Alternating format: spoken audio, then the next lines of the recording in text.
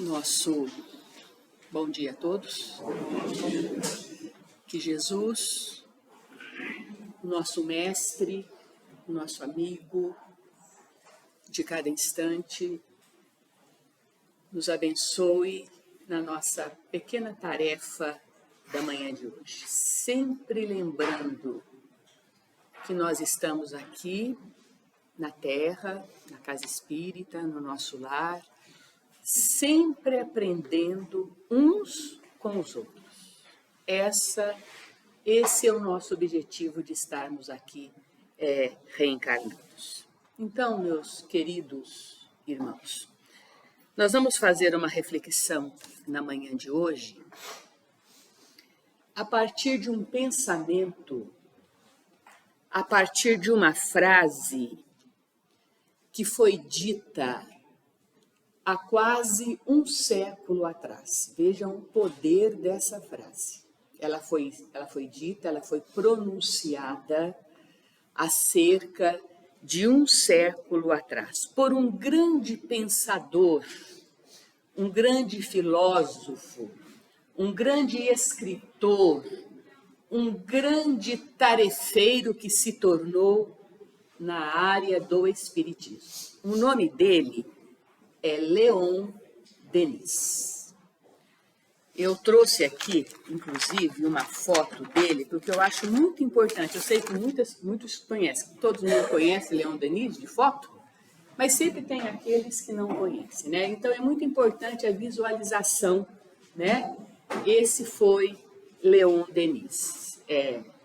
Viveu lá contemporâneo de Allan Kardec, certo? É muito bom a gente, inclusive, quando a gente mentaliza uma foto, a gente pode chegar até, através do nosso pensamento, né? Vou colocar aqui, depois eu vou colocar uns cartazes em cima, mas eu vou chegar até ele. Ele nasce em 1846 e desencarna em 1927. Então, essa frase que eu vou basear a reflexão nossa na manhã, foi dita por ele, por esse grande pensador, ok?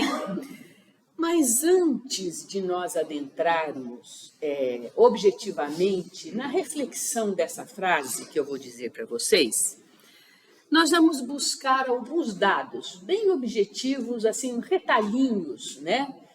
De quem foi Leon Denis. O que a gente pode falar em palavras aqui no século XXI de Leon Denis, que viveu lá um século atrás, tá? Eu vou fazer alguma coisa para não ficar no ar o que eu vou dizer, ok? Ele escreveu, ele nos legou obras admiráveis, são obras muito densas, não é como você lê um romancinho espírita, estou lendo um romance espírita, não é assim. São obras para a gente fazer até estudo delas, tá? Então, nós temos aqui, eu trouxe algumas, essa aqui está até, coitado, ele já está até caindo os pedaços. O problema do ser, do destino e da dor. Olha o título. O problema do ser, do destino e da dor. O porquê da vida, é uma obra dele. Cristianismo e espiritismo, ok? Depois da morte, olha bem, ele escreveu essa obra. Ele escreveu ainda No Invisível, O Grande Enigma, O Espiritismo na Arte, A Vida de Joana d'Arc, tá? Porque foi lá, tudo se entrelaça, depois eu vou citar isso aí. Então, são obras que ele deixa aí para nós. Tem quem gosta de ler, né? Então, ele nasce na França, lá pelos idos do século XIX, em uma pequena aldeia, uma vila, veja, imaginou lá, uma vilinha lá na França, né, em Lorena, na mesma região onde nasce Joana d'Arc.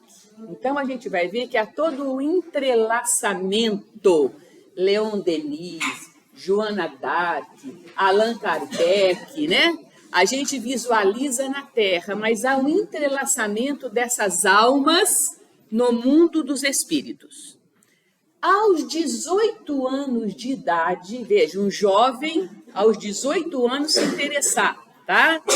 Ele vai tomar conhecimento de um livro que vai mudar o sentido dele de compreender a vida. Ele muda. Sabe qual livro? O Livro dos Espíritos. Ele lê essa obra e essa obra toca o íntimo dele, muda a compreensão dele a respeito do viver.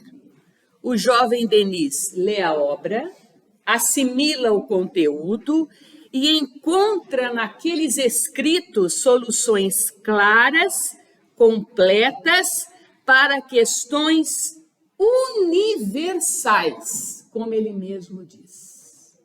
O que está contido no Livro dos Espíritos, que foi organizado por Allan Kardec, a partir de ensinamentos de alta espiritualidade, ela vai responder questões universais, que toca lá a alma desse jovem Denis.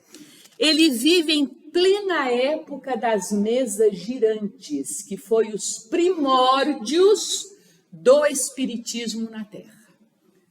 Quando Kardec começou com as pesquisas, por que aquelas mesas batiam as pernas, os pés das cadeiras, voavam, aqueles salões que faziam aqueles chás, aqueles cafés na antiga França, conta-se que tudo terminava com sessões de mesas que batiam. E depois aquilo despertou Allan Kardec.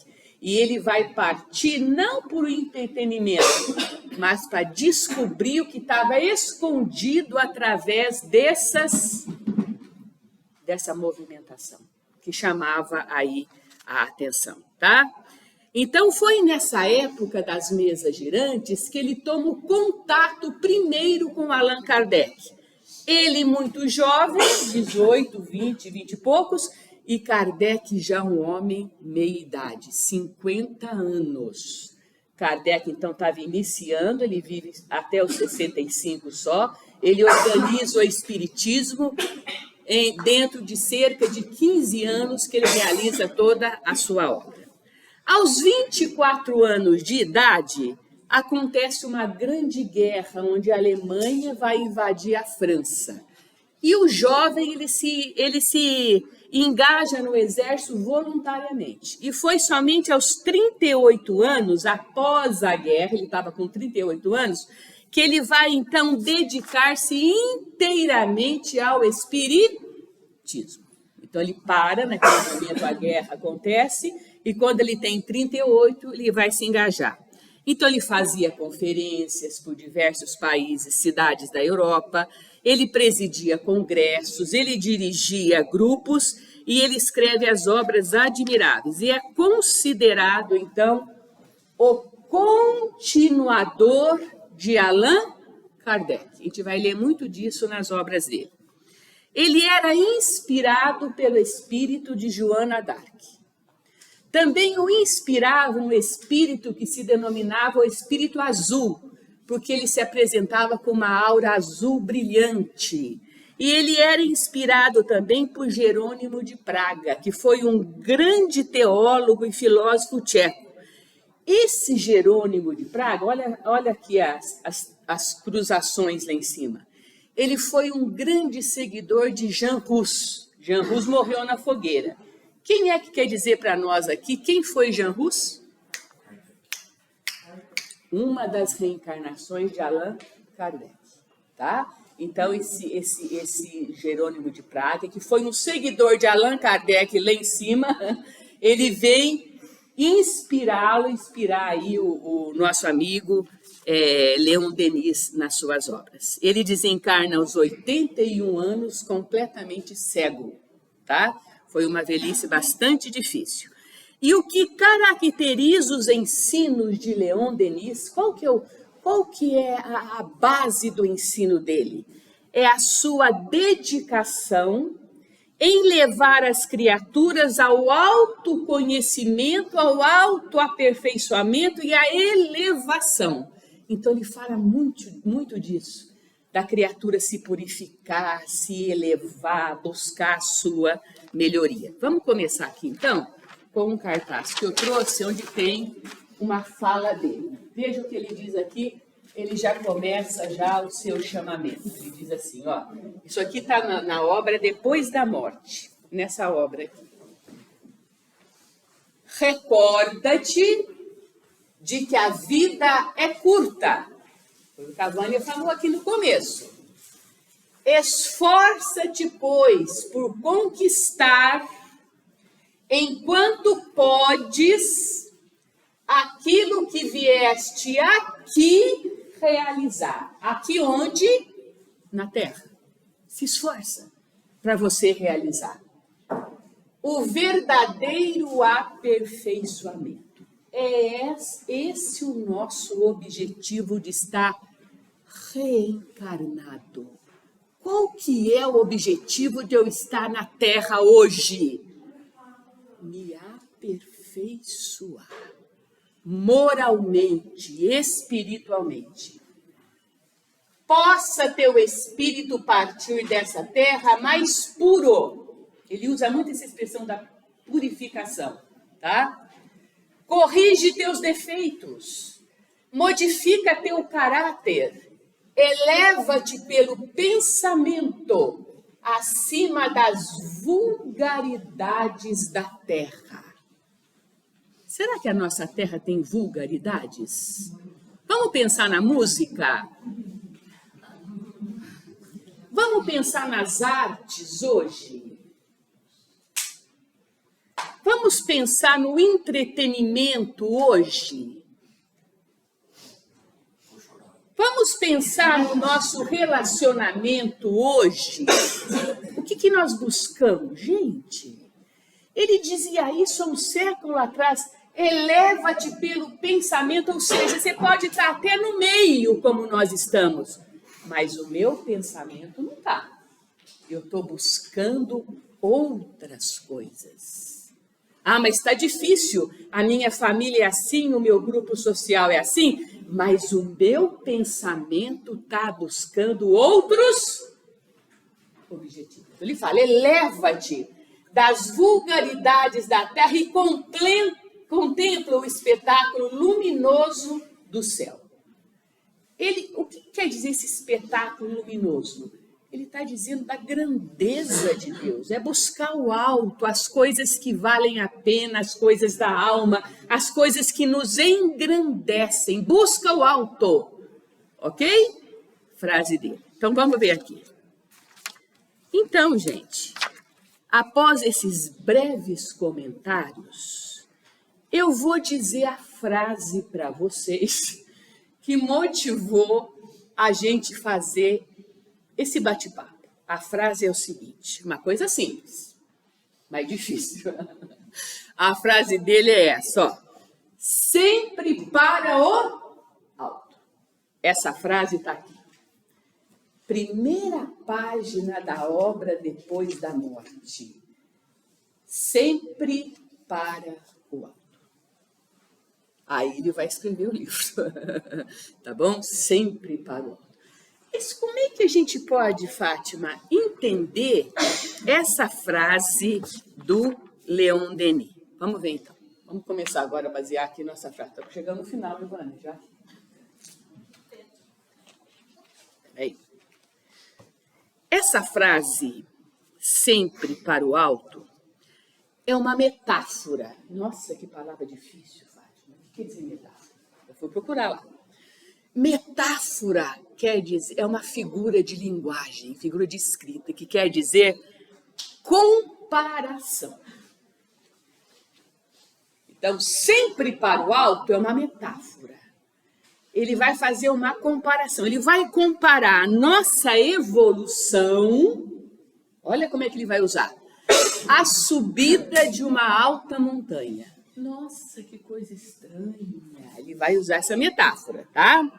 Então, na medida que a criatura evolui, se edifica moral e espiritualmente, ela vai se aperfeiçoando. É como se ela subisse uma montanha. Então, vamos imaginar lá o Everest, tá? Então, vamos pegar aqui? Vamos trabalhar isso aqui agora. Olha, eu fiz esse desenho aqui só para a gente ter uma ideia, tá? Senão fica difícil. Porque é assim, gente, são obras que a gente lê, mas você tem que refletir muito para entender, tá? Não é só falar, sempre pro alto, pronto, é sempre pro alto, não é assim, tá bom? Então vamos procurar fazer aqui um trabalhinho dentro disso aí. Então ele vai comparar a nossa evolução, esse triângulo aqui seria uma montanha, tá? Ele vai dividir esse triângulo aqui, esse triângulo aqui em duas faixas, vamos dizer. Nós temos a horizontalidade e nós temos a verticalidade. Subir montanhas quer dizer a gente fazer uma iniciação. Iniciação não quer a ver com coisa esotérica, com coisa espiritualista, não. Iniciação quer dizer novas experiências, ok? Então vamos ver aqui, ó. Numa montanha, gente, nós temos a horizontalidade que a gente vai chamar de baixadas. O sopé da montanha. Esse sopé da montanha é onde estão, vamos dizer assim, a grande maioria da humanidade, na horizontalidade. Significa o quê? Onde a criatura está guiada somente pelos 5 sentidos. Será que o espírito tem 5 sentidos? Só o ver, o ouvir e as sensações? Não. Nós temos 5 sentidos quando nós reencarnamos. Do lado de lá, espíritos em mediana evolução, eles não têm catarata, eles não têm problema de enxergar, problema de sentir, eles não têm isso. Eles sentem, eles enxergam, eles percebem no sentido global. Quando nós encarnamos, nós vamos para uma caixa e põe 5 buraquinhos na caixa. E a gente só percebe o mundo exterior através de 5 buraquinhos. Ouvir, falar, sensações, tocar, tal. Então, as criaturas que estão na baixada, na horizontalidade, são guiadas somente pelos 5 sentidos. É como se estivessem no sono da alma. Não há questionamento. Isso? O que eu estou fazendo aqui? Para onde eu vou depois que eu morrer? A grande maioria da humanidade está nesse sentido horizontal aqui, ó. Não busca olhar, como o Leon Denis disse, o céu luminoso. Outras coisas além da matéria densa. Então, vocês veem, por exemplo, as músicas que nós temos hoje, os programas de televisão, as manchetes que nós temos na parte da internet. Ela está tocando o quê? A nossa horizontalidade. Nós nos alimentamos disso. Agora, quando a criatura desperta, ela vai para o grau da verticalidade, busca de valores superiores, espirituais e morais. Então eu começo a galgar degrauzinhos aqui, ó. Então na escalada da montanha acima, certo? Nós temos aqui dificuldades, nós temos aqui avalanches, nós temos aqui temporais, que são as provas que nós vamos encontrar. Mas nós vamos evoluindo, vamos buscando outros valores, e a busca de valores superiores. Então, ele compara a nossa evolução à subida de uma alta montanha. É escalada. Cada um se veja agora. Onde eu estou? Nas baixadas, na horizontalidade, ou eu já busco outros valores para a minha jornada? Onde eu me encontro? Quais são os valores que eu busco? Sempre para o alto. E quando nós lemos a história, nós vamos perceber que sempre existiram pessoas, criaturas, que buscaram valores superiores, novas experiências além da matéria densa. Quando eu falo matéria densa, eu estou usando o vocabulário de André Luiz. Nas 13 obras dele, ele compara o nosso corpo físico a uma matéria densa.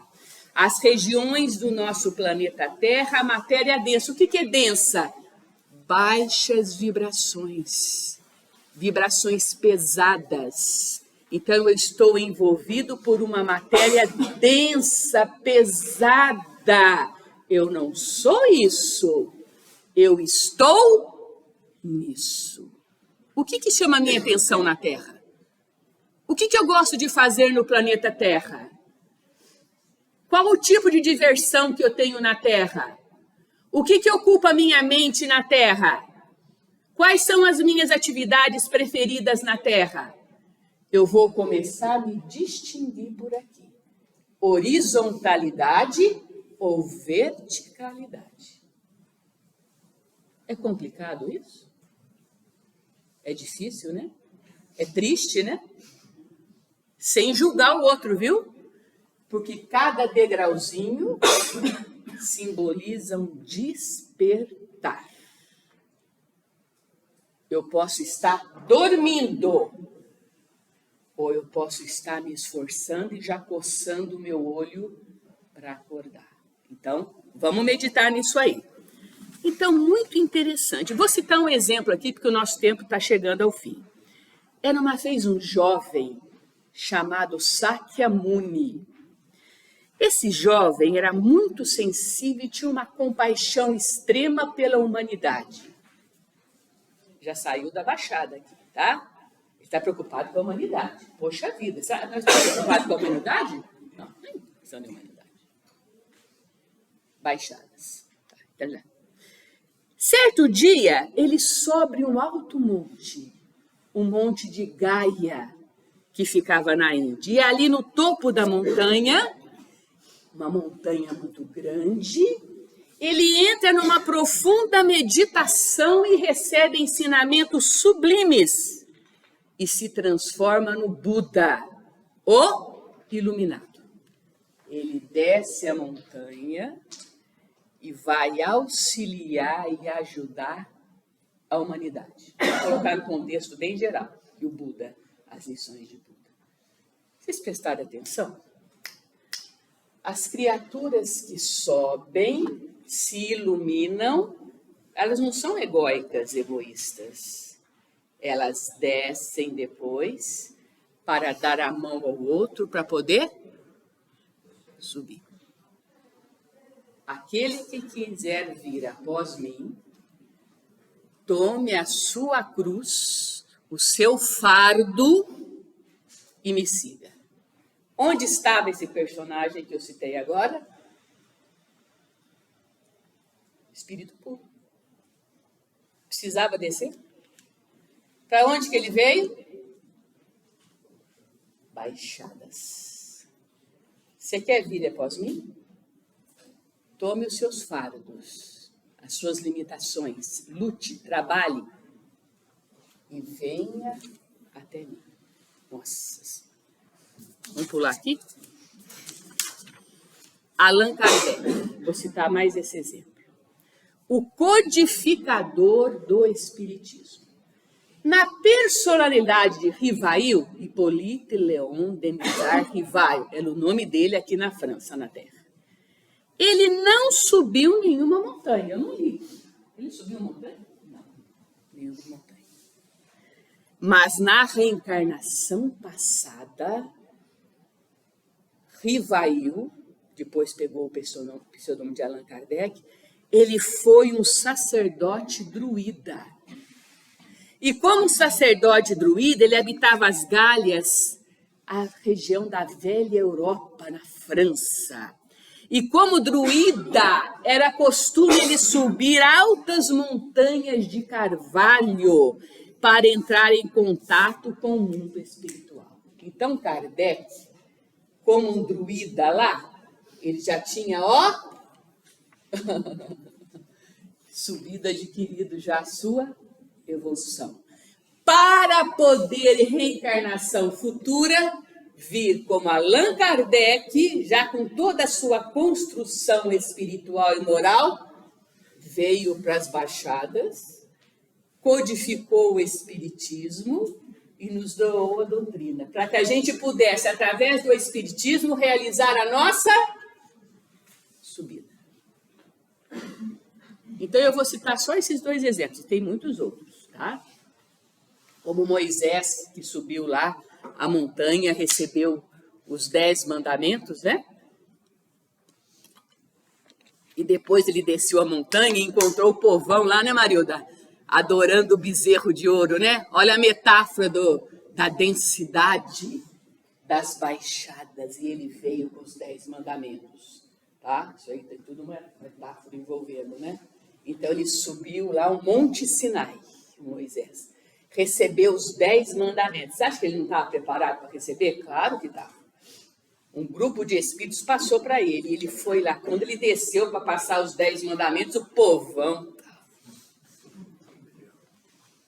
as baixadas. Aí ele rasgou o verbo para o povão lá, né? Para poder introduzir os 10 mandamentos. Para o povo poder evoluir.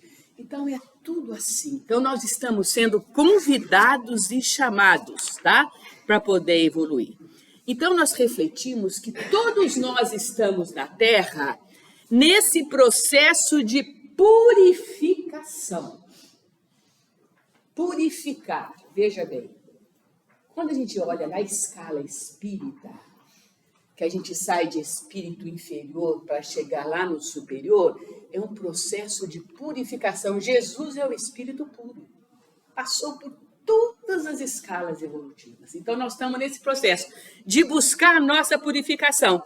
E quais são as nossas montanhas? Porque eu não vou dar aqui endereço de montanha nenhum para a gente correr atrás e subir. Porque as montanhas não estão lá. As montanhas estão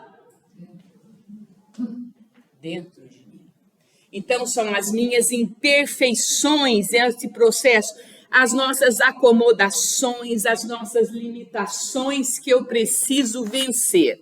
Aí perguntaram para o Emmanuel assim, olha, Emmanuel, mas aonde que eu começo a minha subida? Por onde que eu vou começar?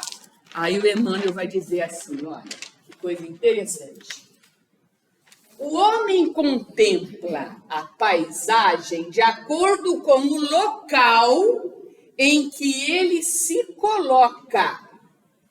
Local físico? Não. Espiritualmente, onde eu estou, de onde eu estou na minha compreensão, eu vou enxergar lá fora. Então, veja aqui. Frente ao solo, eu enxergo pouco, lá na Baixada. Não enxergo nada. É a penumbra. Subo numa pedra, eu enxergo mais. Galgo a montanha, eu vejo horizontes. Eu enxergo. Eu compreendo. Eu assimilo as lições superiores. Emmanuel, por onde eu começo a nossa escalada? Por onde eu começo? Qual é o primeiro caminho que eu tenho que tomar para subir a montanha? E Emmanuel responde, perseverando nos pequenos trabalhos do bem. No lar, junto ao parente difícil, na casa espírita, na comunidade, na sociedade. Passo a passo, reencarnação a reencarnação, até chegarmos ao topo da montanha como espíritos puros. Vocês querem que eu dê um tempo para vocês para acontecer isso?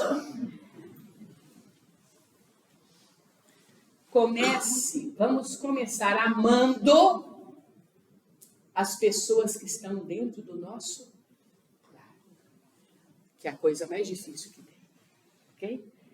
Então, eu quero encerrar a mensagem agora, mas não posso pegar 5 minutinhos. Não, 5 minutinhos.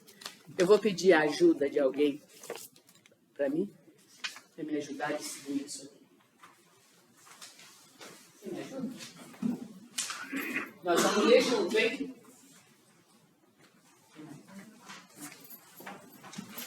Se faltar...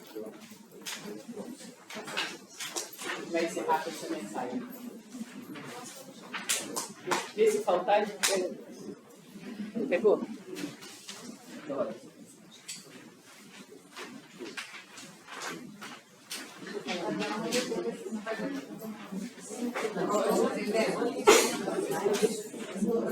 Não, tô lendo.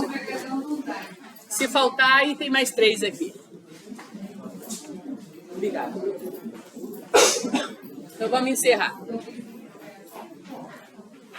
Olha, gente, esse autor, Huberto Rode, tá certo aqui, tá? Não tem M no Humberto, não, tá? É Huberto mesmo. Esse Huberto Rode, um grande pensador, já está desencarnado, era católico, certo? Um pensador católico. E ele tem mensagens, livros edificantes, vários palestrantes já ouvi palestrantes citarem ele nas palestras, ok? Então eu vou encerrar a gente fazendo essa reflexão. Veja, ele diz assim: escalando o Himalaia de dentro, a grande montanha. Vamos ver lá. Outrora, eu ansiava por escalar o Himalaia da Ásia, longe de mim. Outrora, eu sonhava com estranhas aventuras em terras longínquas. Outrora, fascinava-me a ideia de atingir as culminâncias do Everest e perder-me em imensos campos de neve. Hoje, me fascina a suprema audácia de galgar o Himalaia de dentro, os píncaros do meu próprio ser, envolto no mistério das nuvens. Hoje me seduz a divina aventura de ascender, de subir ao Everest do meu ignoto, desconhecido eu. E pioneiro do infinito, vivo os meus dias e minhas noites em demanda, em busca da montanha sagrada que dentro de mim se ergue, altíssima, ignota, divina. E todos os sacrifícios me são gozos, todas as tristezas me são alegrias, todos os espinhos me são rosas, todas as lágrimas me são sorrisos, porque são degraus da montanha sagrada, estágios do meu Himalaia de dentro, e ainda que tempestades desabem em derredor, e raios fuzilem por cima de mim, e abismos negrejem sob os meus pés, ainda que sorridentes esplanadas me convidem a parar, eu sigo avante, rumo ao Everest, sem medo dos perigos, com os olhos fitos no excelso ideal da minha suprema realização, rumo ao grande, além de dentro, rumo ao Himalaia do meu espírito. Que Jesus nos abençoe e nos fortaleça. Muita paz a todos.